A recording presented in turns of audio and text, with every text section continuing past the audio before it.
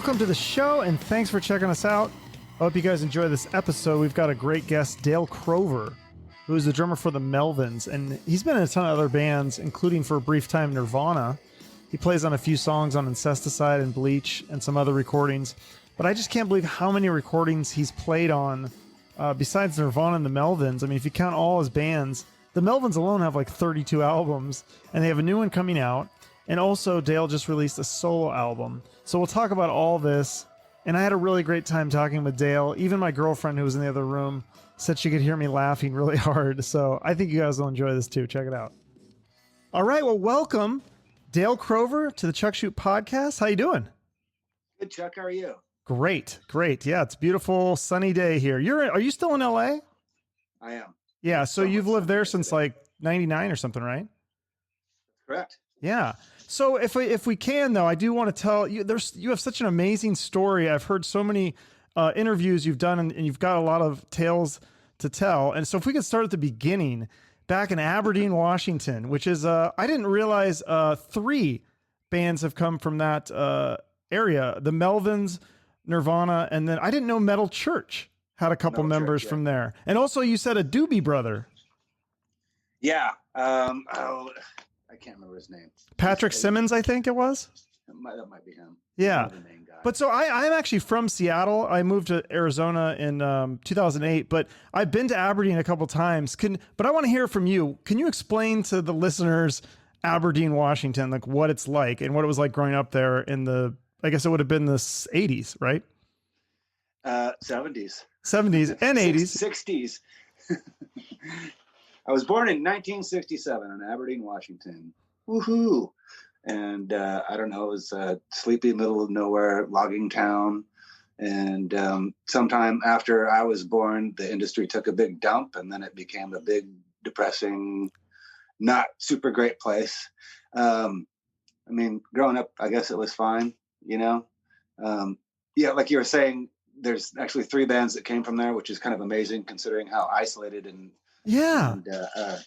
was there a big music scene? I mean, are those the only 3 bands that bands that came from there made it, or was there other bands that didn't make it, or? Nothing. There wasn't like any bands there that were doing original music that you know were around that didn't really do something, I guess. Yeah. But I mean, it just wasn't much there. A really small town. And the weather. There was no place to play. Right. I mean, Melvins really never played there. We maybe played a couple of shows. One after we actually left that area and came back and played once in Hoquiam, Washington, they call it.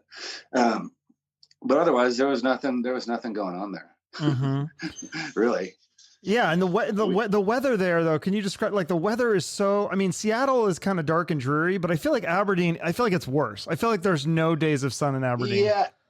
True. I mean, there was I remember when there would be like 90 straight days of rain and you wouldn't see the sun.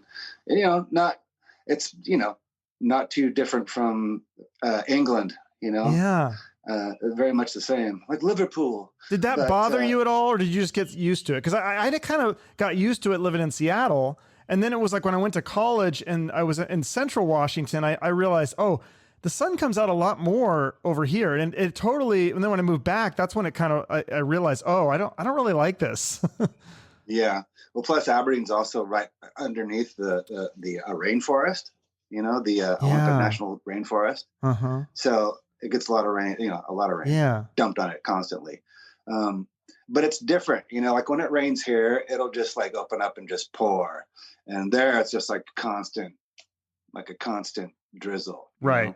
Nobody worries about umbrellas. Nope. Yeah, that's what I try to explain to people. Like in Seattle, they're like, no, because it's just always raining. So why would you even? Yeah. Yeah. Right. But so music. Then you got into music at a young age. You started taking guitar lessons at the library. The Monkees and the Beatles were kind of the early stuff. But then it was actually the guy from Metal Church who was your neighbor, and he got you into all the heavy stuff like Judas Priest and Maiden and all that stuff. And that's when you started playing drums, right? Led Zeppelin too. He got me into Led Zeppelin too. That's a good one. Yeah, that was a really good one. I remember borrowing that record from him for a long time, and finally giving it back to him, and he's like, "Oh shit, oh, I thought somebody stole this, and I accused this other guy of stealing this record. I'm like, oh man, I'm like totally Whoops. forgot they had loaned it to me. Oh no. But so then you played in a metal band, and you guys had to do, like, of course, when you're playing in a band that age, like, you have to do covers. So you did Iron Maiden and Priest and Loverboy and Stairway to Heaven, all sorts of stuff, right? Well, yeah, I mean, it was like a high school cover band, you know, and which there was, you know, maybe about 3 of around our area. Okay. You know, actually, Metal Church, before they were Metal Church, they were called Shrapnel. Right. And those guys were playing high school dances as well. And they did all covers as well? But they're actually doing like Saxon songs and stuff. You know? Oh, okay. Whereas the one I was in, I mean, you got to remember, I was like 14 years old. Yeah. Playing in a band. So being that age and, you know, finding a band is rare. Right. So, yeah. So then coming from where we came from. Yeah. So talk about then how you ended up joining the Melvins. Didn't Nirvana's bass player, he kind of hooked you up with those guys, right? Yeah, but it was long before he was Nirvana's bass player. Yeah, he was working at Taco Bell or something. Yeah, I knew his younger brother, Robert. We were in the same grade. And then I'd met Robert when I was in 6th grade and probably didn't meet Krist until high school. And, but then knowing who he was in high school, he was kind of like, he was popular. He was super tall and kind of the class clown. And I remember him telling me that he was joining the Melvins. This is actually after I'd seen the Melvins perform on the radio show that my cover band had played with previously, probably about 6 months previously. And the dog wants to join the interview. Oh, hey, how you doing? No, he left. Okay. But yeah, so it's interesting because, like you said, you're in a cover band, and that's obviously, if you're starting out, I mean, that's kind of what you got to do. But these guys actually played originals, and they toured to like exciting places like Olympia, Washington, which, you know, it's the capital. But so that was like really appealing to you to actually try to do. That's like a lot harder thing to get, you know, people to come see you to do, if you're doing originals, if you don't have the name behind you, right? Right. Well, I knew that those guys were playing out of town and playing in like Olympia and Seattle and things like that, though I didn't really know the extent of it at the time. But, you know, just being able to get out of town and play I thought that was pretty impressive. And yeah, playing original music.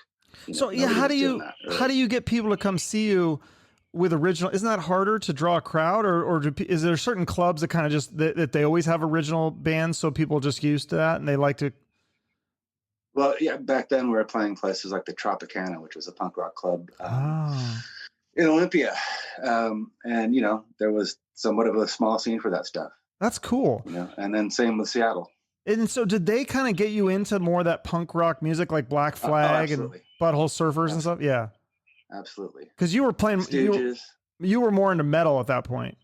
Before I was. Yeah, okay. You know, but those guys also liked a lot of that stuff too. You know, they liked a lot of weird new wave of British heavy metal stuff that I liked, like Raven or Motorhead. Right. Yeah. I think at the time they probably even appreciated, like, you know, Metallica, Venom, Slayer. They knew about all those bands. You know? No, that's good stuff. So, yeah, those well, also, you know, they could see how much the same it was, you know, like rebellious music in the same vein, for sure, more of an outsider type of thing, and hard and aggressive music. Absolutely, yeah. And you guys definitely have that metal influence on the band for sure. It's dark and it's kind of, even when I first saw those guys, it's like I know that they're not a metal band. I knew that they're a punk rock band, but I could also tell, like, you know, it sounds like metal to me. Yeah. You know, I could tell that those dudes like Motorhead, you know. For sure. A lot of that stuff, definitely crosses over. Absolutely. So it's around this time too this is when you first met Kurt Cobain. And you said that you met him and he was an instantly likable guy. Like, but this is before you heard his music. So what made him likable in terms of his personality? Yeah, I don't know. Just one of those dudes that was you know, easily likable, and we hit it off right away. Didn't you say he had? I liked his sense of humor. Yeah, you said he had a dark sense of humor, like he was painting statues of the Virgin Mary to look demonic and things like that. Yeah, and doing all kinds of stupid graffiti, painting cat butts all over the place and things like that. So yeah. And well, I mean, I'm sure you've seen a lot of his artwork, like the Chim Chim monkey. Yeah. Oh yeah. He had Chim Chim around for a long time before before he made it any place. I thought this was interesting that you guys had actually considered having Cobain play in the Melvins, but the reason that you didn't is because he didn't have any gear. And that just like kind of blew my, that made me, it's so sad. It made me think like how many kids are out there that don't have gear. Don't have any gear. Yeah. That's such a crazy story. Well, it worked out. Yeah. But I mean, really that was like maybe a thought for a day. Oh, okay. But yeah, so he invites. Let's see if he wants to play with us. Yeah, because he liked what we were doing, and he got turned on to all the same kind of music about the same time as I did. Right. Okay. And so he did invite you to do a demo with him, and you guys played in this thing called Fecal Matter, and then and then you worked a little bit on. You actually play. I didn't realize this until doing the research for this interview. You played on my favorite Nirvana album, Incesticide. You played like 4 or 5 songs on there. That's correct. Yeah, and also the Bleach record. So did you think when working with Cobain at the time, did you think like, oh, he's so special. He's going to be in the Rock and Roll Hall of Fame someday? Or are you just like, there's another punk rock kid from Aberdeen? There weren't too many punk rock kids from Aberdeen, but no, I always enjoyed playing with them, and I felt that we had a great musical connection. What can I say? That story ended really badly, and it's unfortunate. Had it not ended the way that it did, I think that we probably would have played music again. Mm-hmm. In some form or another. So, but do you ever have any regrets? Like, do you wish that you had stayed in Nirvana, or what? How did that? Like, how did you just because you were in the Melvins too, and so that was kind of your main band? I wasn't right. Yeah. Right. No, I don't have any regrets. Oh, my only regret is that he's dead. Yeah, it's so terrible.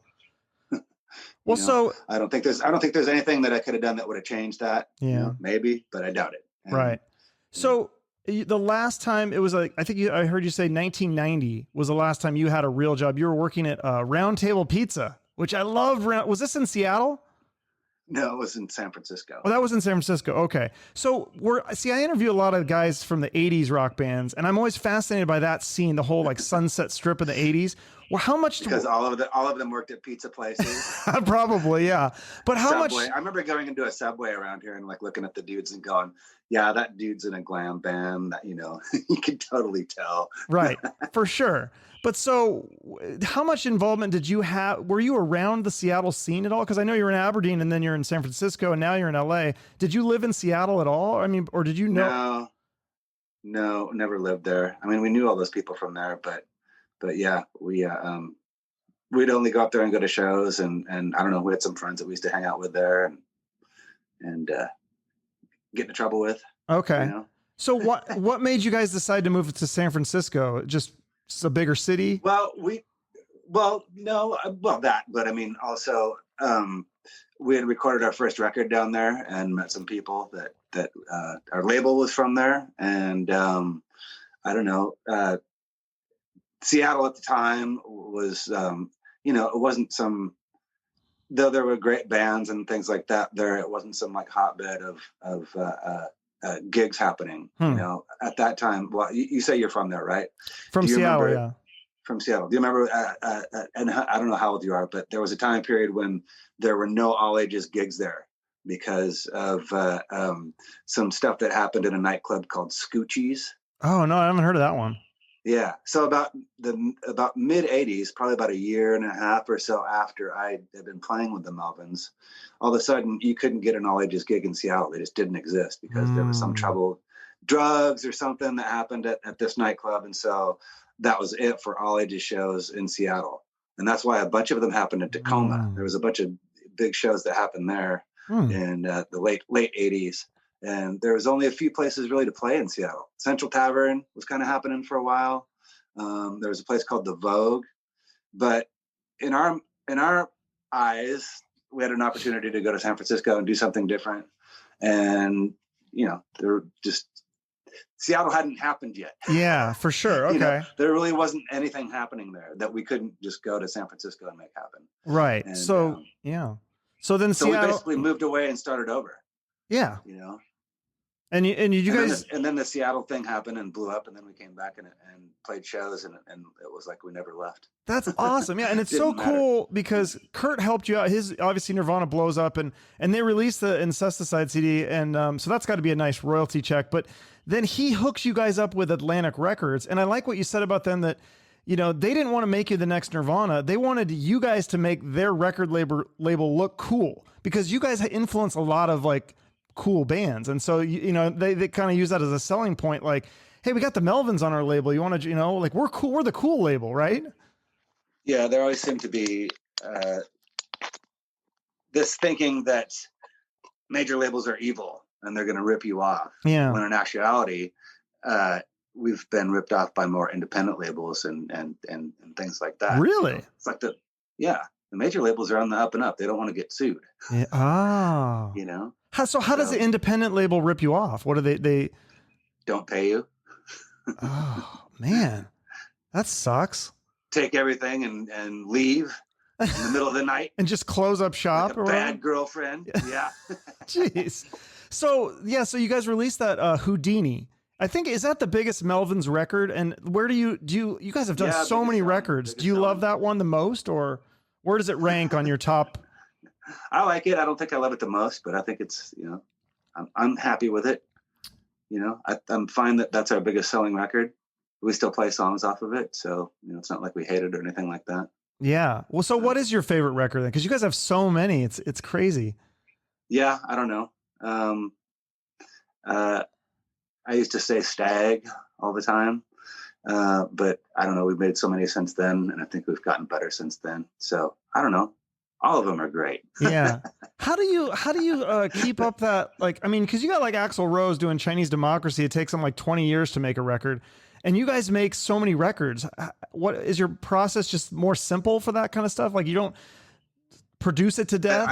I think maybe we're just more bold about things and not as we're not worried. We're certainly not worried about what people think, and it's not like we're making records for people to turn people off or anything like that. I don't know. I guess we're just confident, and and we're confident and very sure of ourselves, and we're not afraid.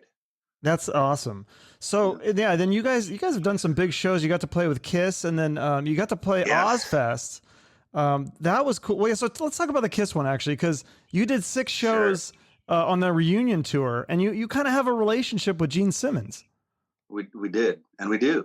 We still do. Gene was even in the Melvins documentary that our friend made, and said some very nice things about us. So he's a fan. And I even saw Gene at the you're wearing a Soundgarden shirt there. I see. Yeah, that's right. Yeah, I saw Gene at the Chris Cornell tribute concert that we played a couple years ago, and got to thank him for being in that movie, because I didn't get to see when he was filming it. I didn't get to see it, and Gene's always been very, very cool and very nice, and even told me that he loved me. So there you go. That's really people cool. rag on Gene. It's funny, people rag on Gene because I was just reading this thing of where he was talking about his bass influences, and with the internet, things get the headlines get put up with these things, and it's like Gene Simmons says that Stone's guitar player is better bass player than guitar player, or that better than Led Zeppelin or whatever. And it's like, oh no, I know what he was saying. People are just like, Gene Simmons, what does he know? It's like, oh no, I know what he was saying. He's talking about Ron Wood, who is an awesome bass player who played in the Jeff Beck group, who were predate Led Zeppelin, and is arguable that Led Zeppelin would not have existed without the Jeff Beck group. Think about it. They got Jeff Beck on guitar, who was in the Yardbirds with Jimmy Page, Rod Stewart, style singer, Robert Plant, those guys are even doing the same songs that the Jeff Beck group was doing. Wow. Your 70s rock. So are you still a pretty big Kiss fan then? It's so funny. Yeah. It's crazy how that influenced so many bands. I think the Alive record's great, Yeah. People will always say too, like, oh, those guys did that many songs. Like, bullshit. You don't know what you're talking about. Yeah. Listen to it live. Yeah, no, I like it, but it's interesting. I'm not as big a Kiss fan as a lot of the people I interview. I mean, that's like the thing that started a lot of these bands. That's what they decided. They're like, Gene, Gene is an awesome bass player. I think he's underrated as a bass player and as a singer, and he's definitely an influence for me, singing style for sure. But oh yeah. But so what about, like, do you think, what is this whole, like, you know, the punk rock thing, like bands selling out and stuff? Do you think Kiss sold out? I mean, because he's selling everything, you know, everything's for sale. You guys are kind of the opposite, right? And especially, or that's kind of the punk rock thing, is that you don't sell out, you don't sell anything, you're not trying to make music. Yeah, we've tried, it just doesn't work. No, I mean, I don't know what people's definition. I mean, for us being on Atlantic, you know, that was selling out or whatever. Even before that, we got accused of selling out. You know, I remember when we made the Bullhead record, people accused of becoming more commercial. It's like, really? But don't you have to? I mean, what level can you still make money and pay your bills and not sell out? I mean, that's got to be a hard line to toe there. I don't feel like. I mean, you know, my definition of selling out would be, you know, us, you know, going completely vanilla and trying to write, you know, pop songs, like trying to sell records, you know. Right. I mean, not that we're not trying to sell records, but we're not, you know, purposely trying to write, you know, the next hit, you know. Yeah, you're making music that you think is cool, right? You're not making music to make other people happy. You're making music to make yourself happy, and if other people like it, that's awesome. Exactly, and we've managed to make a living. Yeah, absolutely. So yeah, but then we're as blue collar as a band as you can get, you know. Yeah, hard working for a long time. No sign of retirement in sight. Love it. I love it. So yeah, you guys kind of felt out of place on that Ozzfest tour. Tool wanted you to do it. Tool loves you guys, but you kind of felt like oddballs. Like, but you did get to see Motorhead play. That was kind of the highlight. Yeah, they were great. Watching those guys play every day. It'd be like a half-hour set of them playing, and so they'd do their, you know, all their hits. And it was great. So what the highlight of the day would be sitting around waiting for Motorhead to play, and then after that, I'd be like, all right, let's go to bed. So why did you guys feel like the oddballs? Did you feel like people weren't digging it, or did you just feel uncomfortable? I mean, musically, you know, I suppose we're different. I mean, we're certainly different than, you know, it was like the year of like Limp Bizkit. Oh, okay. Yeah. You know, I mean, that's a different sound. That Ozzfest wanted us there necessarily. Like, we weren't picked to be on the Ozzfest thing. We were only there because of the Tool guys, you know, which is fine. You know, I'm really glad that they asked, and it was quite an experience. You know, a bunch of the bands on our stage went on to be, we were on like the second stage, right? A lot of them went on to be really big bands, like System of a Down. Oh yeah, that's huge. Incubus. Big things, ones. you know, the bands like that.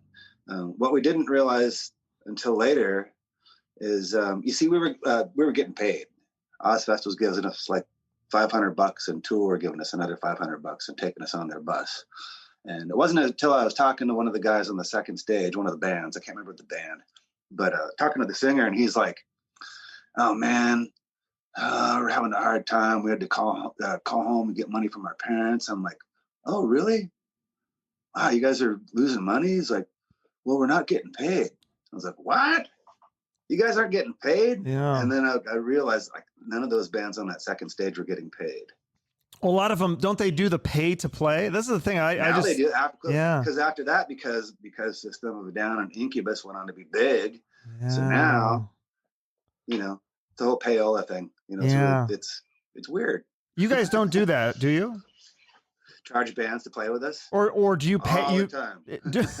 No, you don't pay to play on, to get onto a tour or a festival or anything? No, we've never had to do anything, or we've been asked to do things like that, but we've always just declined.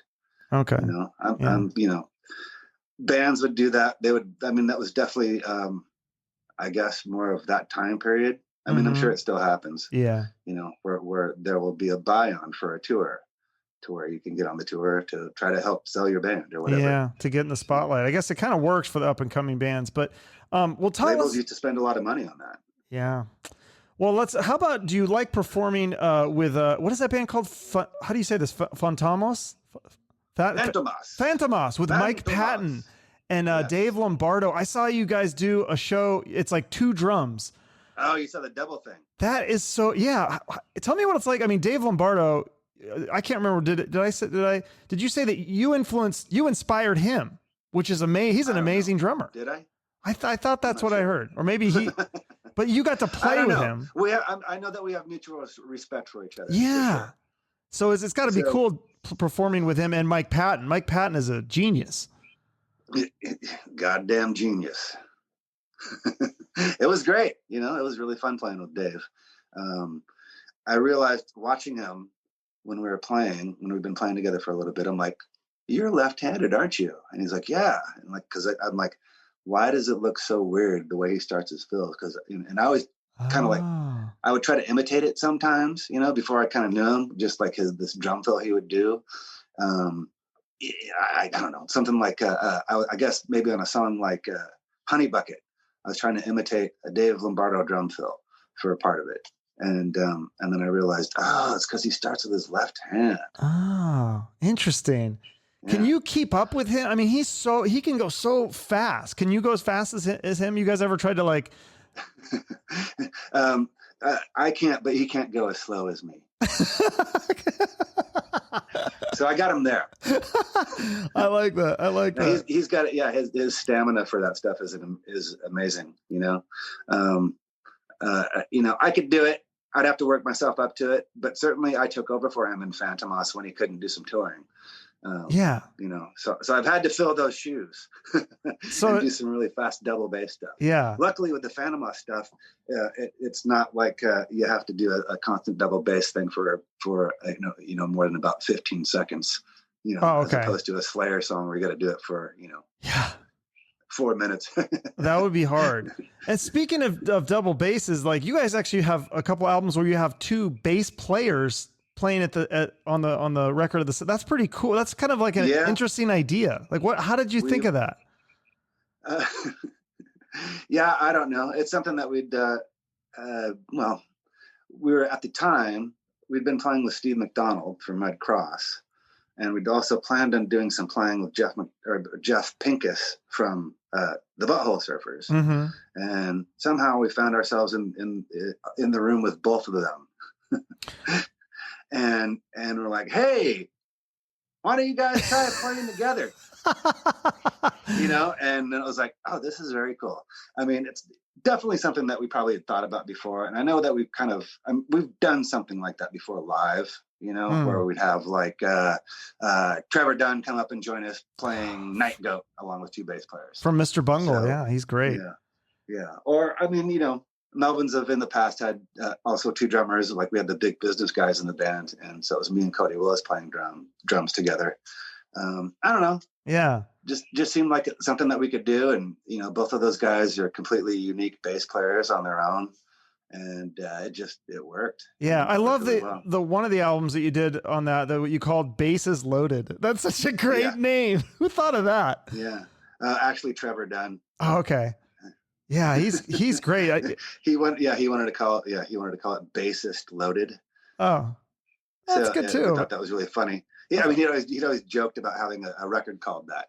And so we realized that we had all these songs with different bass players on them, and asked him if we could use that title, and he allowed us to. That's awesome. That's perfect. So tell me about the new Melvins album, Working with God. It comes out February 26th. Speaking of bass players, I get to play bass on this record. It's it's the version of the band called the Melvins 1983, and that version is as close to the original band as you can get.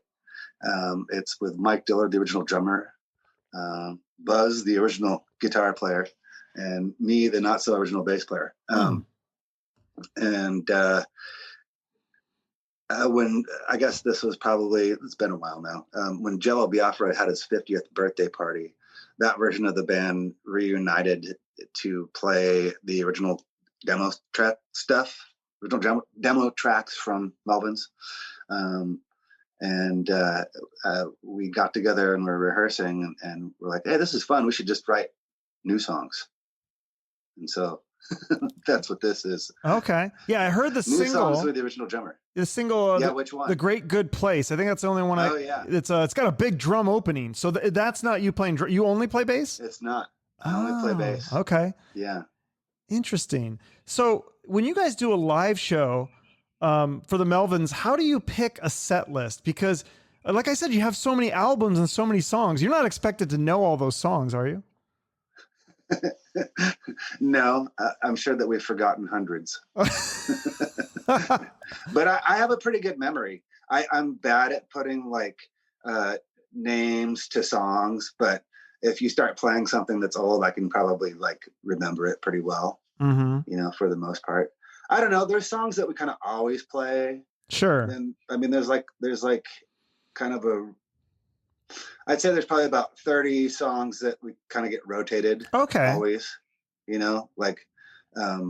mean, we're probably going to play The Bit most likely, or Honey Bucket's been in there a lot lately. Sure. That had gone away for a long time. Really?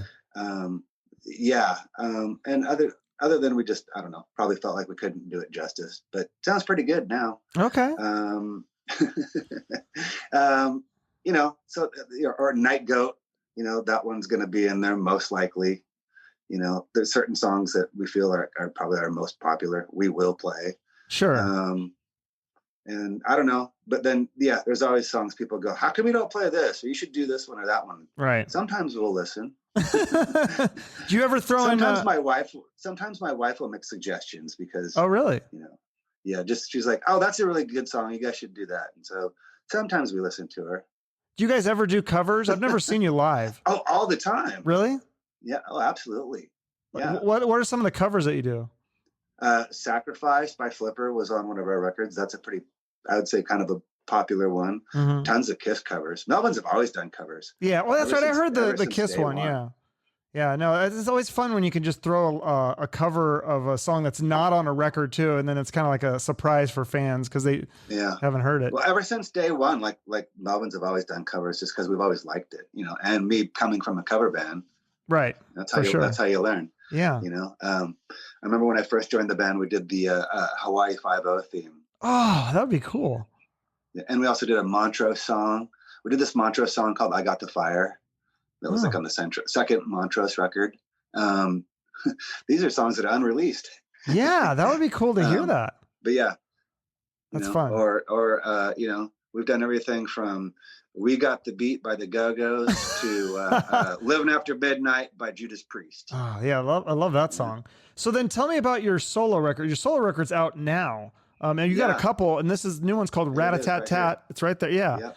And so it's interesting because you play drums, guitar, and sing, but do you play bass on this one? I don't think you play bass. No, I didn't play any bass on this one. I played a little bit on the last one, but Steve McDonald played almost every song. He's a great bass player. He's been in my live band, and then I've been in his band, and then he's been in my other band, and we're like in every band that we play in together. Okay, fun. And so he played bass. He's a great bass player. Love his playing, and he really helps out quite immensely. And then the extra track that he didn't play on is Dan Southwick, who's in a band called Altamont that I play in. Yeah, and you sing on that one too, right? You're frontman and play guitar. Yeah. And then Toshi Kasai engineered the record, played on a bunch of the tracks as well. He plays in the live band as well, and does second guitar and keyboards. And then I have a drummer besides myself. Her name's Mindy Jorgensen. And I also make her play other things like saxophone. Oh, cool. Yeah. So would you do any, are you going to do any solo shows? I mean, obviously right now it's hard to plan shows, but would you tour for this record? Yeah, well, we were hoping to, and I don't know when this is going to air exactly, but on Valentine's Day, we've been doing this Melvins TV. We had our first episode air on New Year's Eve, and this is episode 2. Okay, it's where we Melvins play 5 songs, $5. interview ourselves, and we have an opening band. And the opening band on this one coming up is going to be the Dale Crover Band. Oh, nice. Yeah. That's really cool. Yeah, I noticed the songs have Veeps.com. Okay. Veeps.com. I'll put that in the even after that. I don't know if this when, like I said, I don't know when this is going to air. I'm going to try to get this out maybe Friday. Perfect timing. So, it'll be up for a week. Perfect. Okay. So yeah. So, I listened to some of the songs on this record. It's got, am I crazier to have kind of like it finally hit me. I was like thinking the 70s band had kind of this dark 70s vibe. And it finally hit me. I think it's Emerson, Lake and Palmer. That's what it kind of sounds like. Am I crazy on that? Which song? Was it maybe I'll Never Say? I'll Never Say. I think that one, or maybe it was one of the other ones, but it kind of had that kind of like dark, kind of mellow vibe. Some of the songs, not all of them, but are you a fan of them at all, or am I crazy on that? Brain Salad Surgery, right? Isn't that what that record's called? Possibly. Brain Salad Surgery. Well, and then I remember my cousin being really into that stuff when I was growing up and hearing a lot of that stuff. He played keyboard, so he's really into prog stuff. Oh, okay. Yeah. Yeah. It seems like you have so many different, you have so many projects and bands, that other bands you've done, Redd Kross, Men of Porn, Shrinebuilder, Crystal Fairy. Is there anything that you want to try that you haven't tried? Like any style of music that you want to do that you haven't done yet? Not in particular. I guess I got enough going on, but, I don't know. I'm always up for the challenge if it's something interesting and cool. Mm-hmm. Yeah, it pays a bunch of money. Yeah, you guys must do okay with the money with all the albums you release, but also the movie and TV licensing, right? Because like I heard one of your songs, "A History of Bad Men," and I'm listening to this song and I'm thinking this should be in a movie, and then I looked it up and it isn't a movie. It's in some horror movie with Lindsay Lohan. Oh right, yeah. Actually, she's doing a strip tease to it, which is that okay? That's fun. I haven't seen the movie, but I saw that was it. And then, I've only seen that clip. I think that clip might even be up on YouTube or something. I should check that out. We don't really get a lot of opportunities for licensing stuff, but our stuff's definitely available for licensing. Anybody out there wants to license our stuff, Well, you have a song in Natural Born Killers and episodes of True Detective and Jackass. Those are pretty big things, right? Sure. Yeah. That's got to be a nice. What we really want is like a James Bond theme song. That would really pay. That would be some money. Now we're talking. Yeah. Well, you got to think big here. Yeah, that's true. Yeah, we got to have. Why not? Why not? If they're probably going to do another James Bond. I'm sure they're not done with those. They are. I think they probably have the theme song already, but they could back out and change it. Right. Yeah. No, it was supposed to come out already. James Bond movie. It's been held up because of this damn COVID thing we got going on. Are you a big James Bond fan? Yeah. Oh yeah. Oh really? I didn't know that.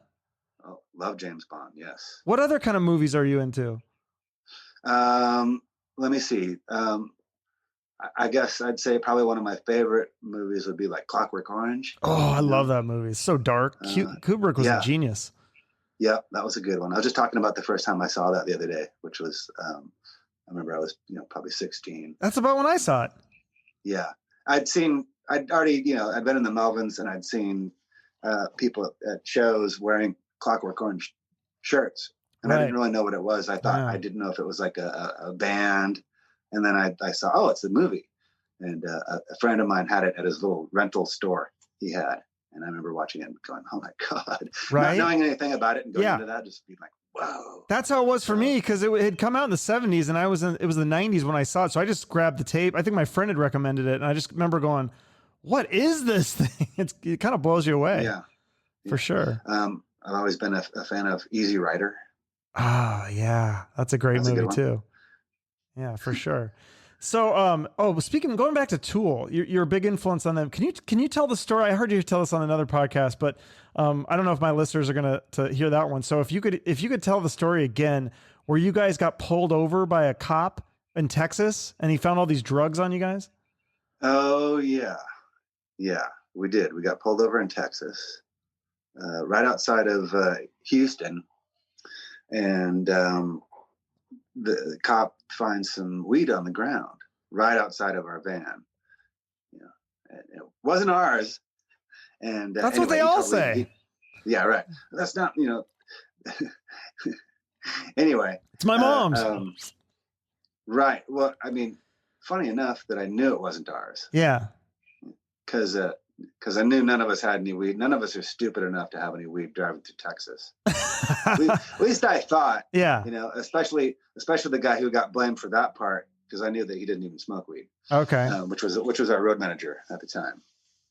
And anyway, so we get pulled over by this, big, huge Buford Pusser style Southern cop, and he finds this weed and is like, "Whose weed is this?" All right, everybody out of the car. And he gets us all out of the car, and he's like, "I'm going to search all your bags," and he's being the total like dick cop or whatever. Yeah. And I'm kind of talking to him like, "Hey, that's not ours." He's like, "Oh yeah, who are you, the spokesman for the group? Huh? You smoke weed?" And then so he goes to search my bag where I can't see. He's like behind our van, and then he comes up. He's like, "You come here." And I go back there and I see my bag on the hood of his car. I'm like, "What the fuck's sticking out of my bag?" And so he cuffs me, and then he starts pulling stuff out of my bag. He's like, "Look what we got here." He pulls out a gun. I'm like, "What?"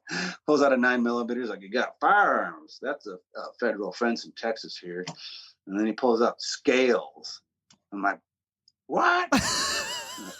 You got scales, and I'm just like going, what the fuck, Yeah. And then he's like, "Oh Lord, look what we got here," and he pulls out the biggest bag of cocaine I've ever seen in my life. Oh man, looks like you're going to prison, And so I'm just like, lawyer. "Oh really? You want a lawyer after all this? You don't want to get DEA down here and talk to them?" I'm like, "No, lawyer. Smart.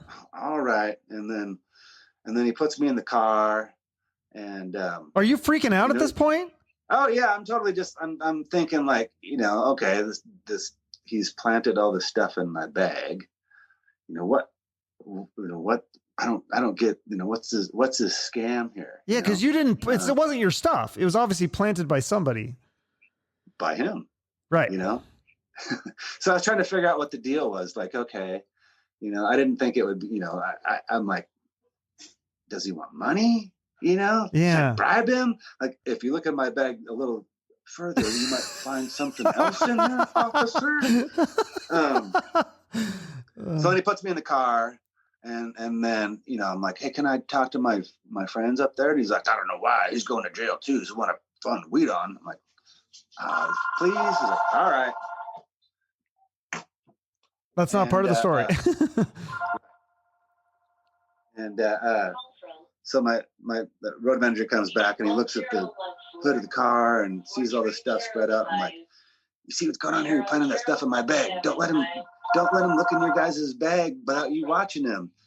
And so then he starts explaining to him like, "I have reason to believe that this is not his stuff at all." Sorry, my phone's going off here. What is that? Like the Ring doorbell or something? It's just the telephone. Oh, okay. One of them old-fashioned answer machine type. Oh, okay. Interesting. That's fun. Yeah. Anyway, so they've got you like all this drugs out. You're in handcuffs and. Yeah. And then, and our road manager is trying to explain, "I have reason to believe that that's not his stuff." Like, "Oh, really? Who is this guy?"